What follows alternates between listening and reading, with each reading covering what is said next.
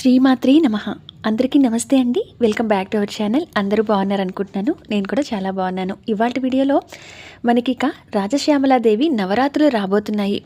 ఈ నవరాత్రులు అనేవి ఎప్పటి నుంచి ప్రారంభమై ఎప్పటితో ముగుస్తున్నాయి, ఈ నవరాత్రులు పూజ చేసే రోజుల్లో ఎటువంటి నియమాలు పాటించాలి, అలాగే పూజని ఏ రోజున ఏ సమయంలో చేసుకోవాలి అంటే ఒక్కొక్క రోజు ఒక్కొక్క అలంకారంలో అమ్మవారి దర్శనమిస్తూ ఉంటారు. ఏ రోజున ఏ అలంకారంలో ఏ పేరుతో అమ్మవారిని పూజించాలి, ఏ నైవేద్యాన్ని సమర్పించాలి, ఇవన్నీ కూడా పూర్తి వివరాలతో ఈ వీడియోని షేర్ చేస్తున్నాను. ఎక్కడా కూడా స్కిప్ చేయకుండా చూడండి. ఎటువంటి సందేహం ఉన్నా కింద కామెంట్ చేయడం అస్సలు మర్చిపోవద్దు. మనకి ప్రతి సంవత్సరం కూడా 4 నవరాత్రులు ఉంటూ ఉంటాయి. అయితే అందరికీ తెలిసిన నవరాత్రులు 2 ఎక్కువగా తెలుస్తూ ఉంటాయి. ఒకటి అందరం కూడా ఎంతో అత్యంత అద్భుతంగా భక్తి శ్రద్ధలతో చేసుకునే ఆశ్వీజ దేవి శరన్నవరాత్రులు చాలామంది చేసుకుంటూ ఉంటారు. ఇక చైత్రమాసంలో వసంత నవరాత్రులు లలిత అమ్మవారికి పూజన చేసుకుంటూ ఉంటారు. ఈ 2 నవరాత్రులు కాకుండా మనకి మరొక 2 నవరాత్రులు ఉన్నాయి. ఈ మాఘమాసంలో వచ్చిన ఈ రాజశ్యామలాదేవి నవరాత్రులు, వీటిని శిశిర నవరాత్రులు అని కూడా అంటారు. మరొకటి ఆషాఢ మాసంలో మనం జరుపుకునే వారాహి నవరాత్రులు. అయితే ఈ రాజశ్యామలాదేవి నవరాత్రులు చాలా గుప్తంగా ఎవరికి వారు ఇంట్లో అతి సులభంగా చేసుకోవచ్చు. ఈ నవరాత్రులు చేసుకోవడానికి ఎటువంటి ఆనవాయితీతో సంబంధం లేదు.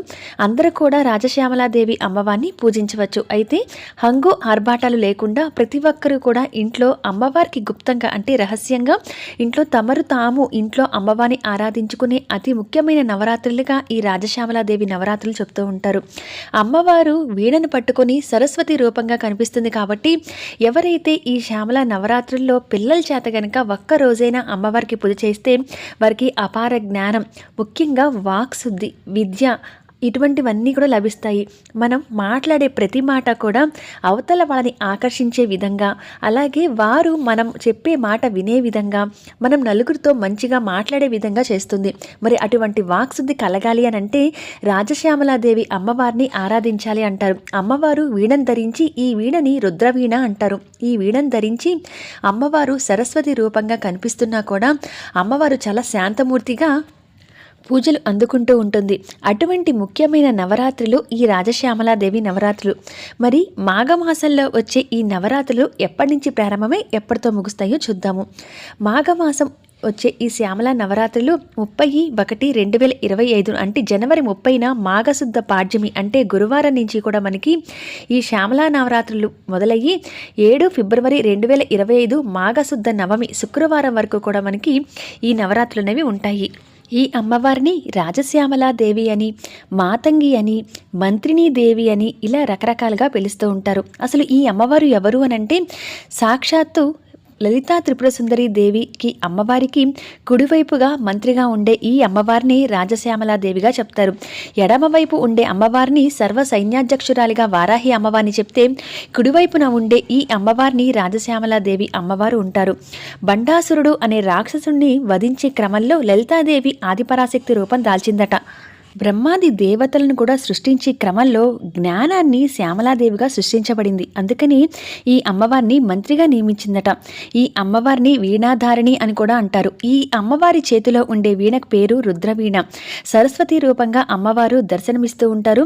దశ మహావిద్యలలో రూపంలో కొలిచేవారు అమ్మవారిని మాతంగి అని పిలుస్తూ ఉంటారు. దేవి శరన్నవరాత్రులు ఎలా ఉంటాయో అదేవిధంగా ఈ అమ్మవారికి కూడా నవరాత్రులు కూడా నవరూపాల్లో అమ్మవారు దర్శనమిస్తూ ఉంటారు.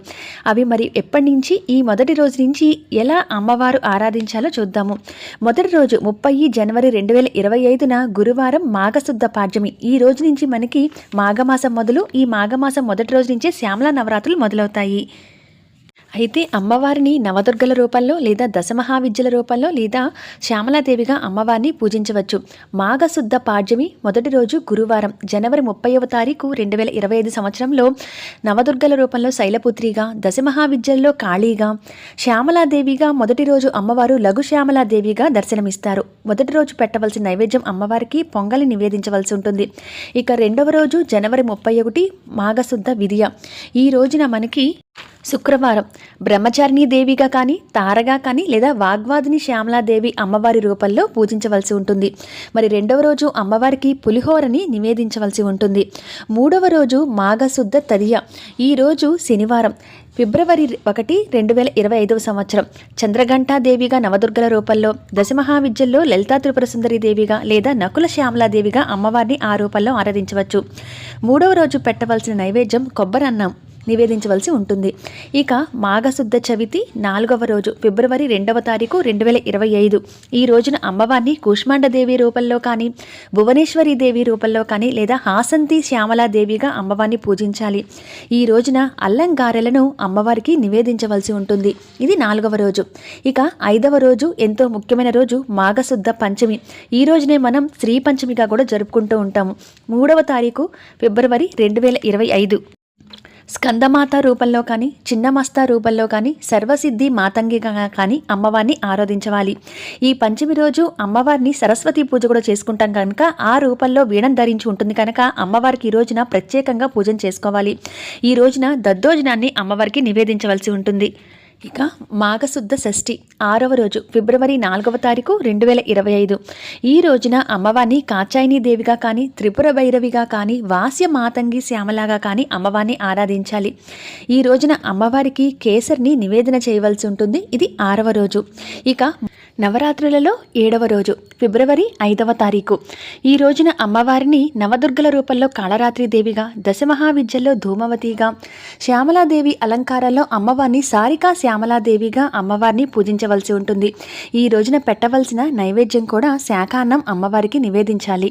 మాఘశుద్ధ అష్టమి ఫిబ్రవరి 6వ తారీఖు అమ్మవారిని మహాగౌరీగా కానీ, బగలాముఖిగా కానీ, సుఖశ్యామలగా కానీ అమ్మవారిని ఆరాధించాలి. ఈ రోజున అమ్మవారికి పెట్టవలసిన నైవేద్యం చక్కెర పొంగలి. ఇక చివరి రోజు మాఘశుద్ధ నవమి. మనకి ఫిబ్రవరి 7వ తారీఖు. ఈ రోజుతో నవరాత్రులు కూడా ముగుస్తాయి. అమ్మవారిని సిద్ధిదాత్రిగా కానీ, మాతంగి లేదా కమల, అలాగే రాజమాతంగి శ్యామలాదేవిగా కానీ అమ్మవారిని పూజించాలి. ఈ నవరాత్రుల్లో ఈ చివరి రోజు అమ్మవారికి పాయసాన్నాన్ని నివేదించవలసి ఉంటుంది. ఈ విధంగా 9 రోజులు కూడా మాఘశుద్ధ పాడ్యమి నుంచి నవమి వరకు కూడా 9 రోజులు అమ్మవారు 9 అలంకారాల్లో దర్శనమిస్తూ ఉంటారు. అయితే సామాన్యంగా చేసుకునే మనము ఇన్ని అలంకారాల్లో అమ్మవారిని అలంకరణ చేయటం కానీ, పూజ కానీ చేయలేము అనుకున్న వాళ్ళు ప్రతిరోజు కూడా అమ్మవారిని రాజశ్యామలాదేవిగా ఆరాధిస్తూ, ఇక్కడ ఏ రోజు ఏ అలంకారంలో ఏ పేరుతో పిలుస్తానో శ్యామలాదేవికి చెప్పాను కదండి, ఆ పేరుతో అమ్మవారికి ఉపచారాలు చేస్తున్నప్పుడు ఆ అమ్మవారి పేరుతో పిలుచుకుంటే సరిపోతుంది. అంటే అమ్మవారి నామాన్ని స్మరిస్తున్నప్పుడు ఆ రోజున ఆ నామంతో మనం పూజ చేసుకుంటే సరిపోతుంది. ఈ అమ్మవారిని మాతంగి అని కూడా అంటారు. ఎందుకనంటే పార్వతీదేవి తండ్రి అయిన హిమవంతుని స్నేహితుడైన మతంగముని ఈ అమ్మవారే తనకి కుమార్తెగా జన్మించాలని ఘోర తపస్సు చేస్తారట. ఆ తపస్సుకు మెచ్చిన అమ్మవారు కరుణించి వరమిస్తుంది. ఆ విధంగా మతంగి మహర్షికి కుమార్తెగా జన్మించింది కాబట్టి అమ్మవారికి మాతంగి అని కూడా పేరు. ఈ అమ్మవారిని నీల సరస్వతి అని కూడా అంటారు. నీలిరంగులో అమ్మవారు ఉంటారు. అలాగే గేయ చక్ర వాసిని అని, వీణాధారిణి అని, మంత్రిని దేవి అని ఇలా రకరకాల పేరుతో ఈ రాజశ్యామలాదేవి అమ్మవారిని పిలవడం జరుగుతుంది. అమ్మవారిని మనం దేవి శరన్నవరాత్రులు ఏ విధంగా అయితే ఆరాధిస్తామో ఆ విధంగా అమ్మవారికి పూజ అనేది చేసుకోవచ్చు. అయితే సాధ్యమైనంత వరకు గోప్యంగా ఈ పూజను చేసుకుంటూ ఉంటారు.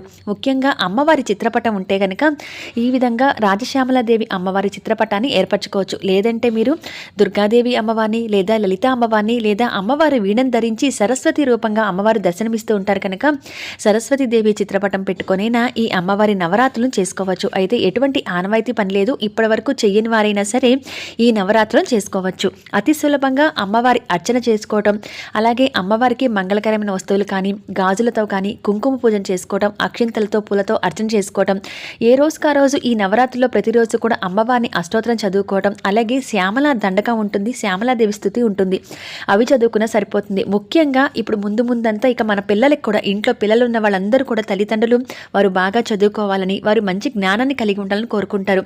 అటువంటి వాళ్ళందరూ కూడా రాజశ్యామలాదేవిని ఈ నవరాత్రులు అర్చిస్తే కనుక ముందు ముందు ఇంకా పరీక్షల కాలం కాబట్టి పిల్లలందరికీ కూడా వారు మంచిగా విద్యలో రాణిస్తారు. అలాగే ఉద్యోగాల్లో ప్రయత్నించేవారు కానీ, ప్రమోషన్స్ కోసం చూస్తున్నవారు కానీ, లేదా పై చదువుల కోసం ఆరాటపడుతున్నవారు కానీ, ముఖ్యంగా పిల్లలు వాక్శుద్ధి బాగా కలగాలి. కొంతమంది పిల్లలకి మాట లేటుగా వస్తూ ఉంటుంది.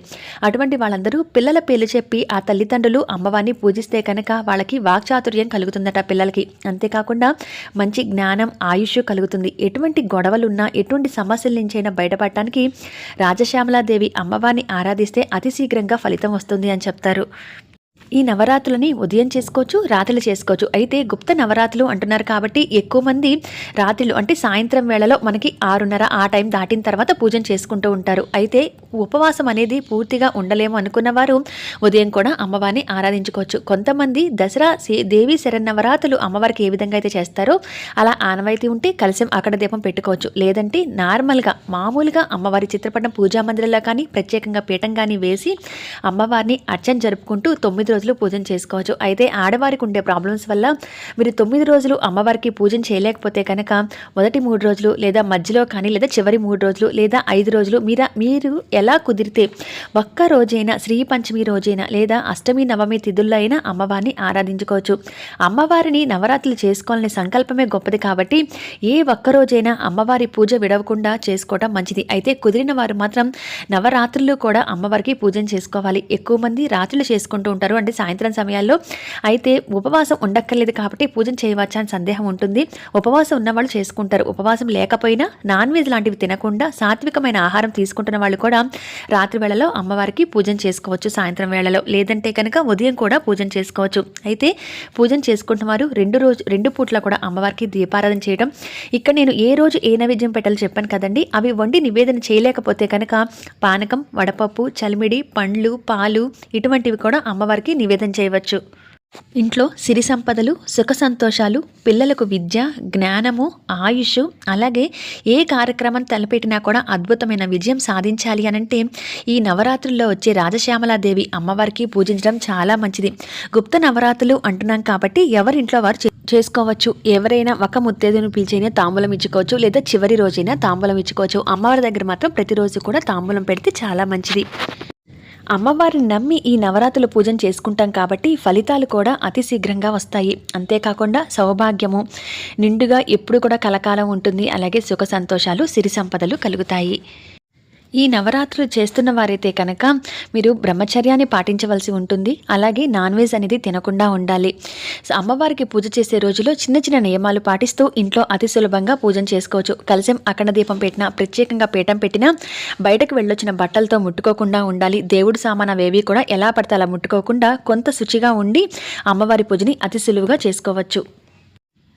గుప్త నవరాత్రులు అంటున్నాం కాబట్టి 9 రాత్రులు పూర్తిగా అయిన తర్వాత మరుసటి రోజు అంటే 10వ రోజు మనం అమ్మవారికి ఉద్వాసన చెప్పవలసి ఉంటుంది.